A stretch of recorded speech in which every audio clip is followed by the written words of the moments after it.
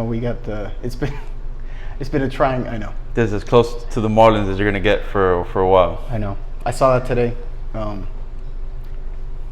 don't know. It's 17 total, including the 2 coaches. Yeah. Who is it that they were supposed to play coming up here? Baltimore. They're the ones that were refusing, or a bunch of them were voting not to fly over here just to play the game. Right. Well, not only that, now earlier today, the Nationals that were supposed to be in town this weekend. Yeah. They took a team vote. They don't want to come down this weekend. So MLB, of course, can say, well, okay, cool. Well, you still got to go. But MLB finally came out and said, I believe Tuesday is the earliest they can play. So how are they going to do this now? I don't know. You've already got a truncated season, 60 games. And now you've got one team that's like, well, we're everyone's starting to play their games where they're like, well, we got to stop now for this team. And then these guys are like, well, we got to wait for our team. And then you got, it's not like you're going to make that up, I don't think. There's not enough time anyway, right? I think they're going to have to try. Because the thing of the 60-game season is teams like the Marlins that we're not supposed to be ready to compete just yet, you know, until maybe next year start competing a bit. Now they're like, well, shit, 60 games. We might have prospects a chance. on the come up. Chance. Why not? Listen, how many teams do you know, and we've seen this every baseball season, the teams that are hot all the way up to the All-Star break, and then they fall apart after that. Well, I saw a stat the other day where I think it was I forgot what year, the Athletics. Yeah. After 60 games, were in first place, and they ended up finishing the season 23 games behind first place. But just to go to show, in baseball, any 60-game stretch can be won by anybody. Right.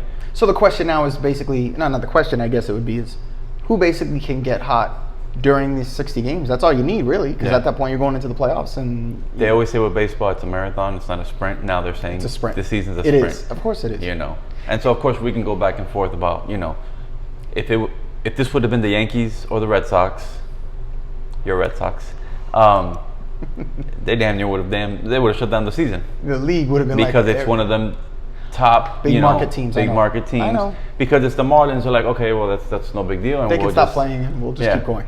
So they're suspended from playing until at least I think Tuesday, and then they'll kind of resume. I would imagine those games, which will probably be at that point 5 or 6. Right. They're going to have to make it up. And again, 60 games, anybody can do well. It was only 3 games, but they won 2 out of 3 to start the season at Philadelphia, which is a team that's expected to contend. Mm-hmm. So it was a good start to the season, in other words, for you to have, this happen to you now. And now here's something I'm seeing, and I don't know if that's because I remember before all this started, I know with Trout talking about whether he was going to play or not. Is MLB allowing the players to kind of opt out like the NFL is doing right now, which I'm seeing? Oh, you had a couple players opt out today. Okay. Oh yeah. Oh, okay. Now, do you remember who it was? Just curious. No, it wasn't a big name guy, but it was some pitcher. Who, given the circumstances, he said he's done. So that's I don't know with the labor agreements if that affects their salary, if they're going to get paid. I don't know because they've gone through so much negotiating that at this point I don't remember. Right. But absolutely, if you feel like you're in danger and you don't want to go through the risk given this thing, but the good news is that like the Phillies, who they played the Marlins this opening series, they're fine. And so, no issue with them, even though they played the Marlins this past weekend.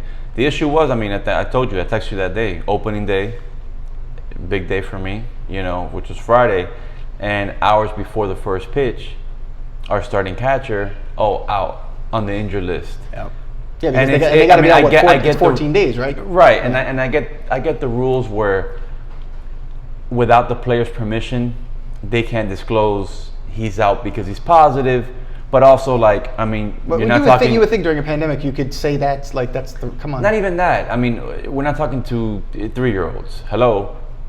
Injury list for undisclosed reasons. They're not saying his shoulder, his ankle. Not to mention the entire world is going through this right now. This isn't just. So everybody knows, that's what happened to him, and then hours before or almost about an hour before the third game, we lose our starting pitcher that day, and two of our starting position players, Yeah. which was Jose Ureña, and then it was Garrett Cooper and Harold Ramirez. So everyone was like, shit, man, like they're positive too.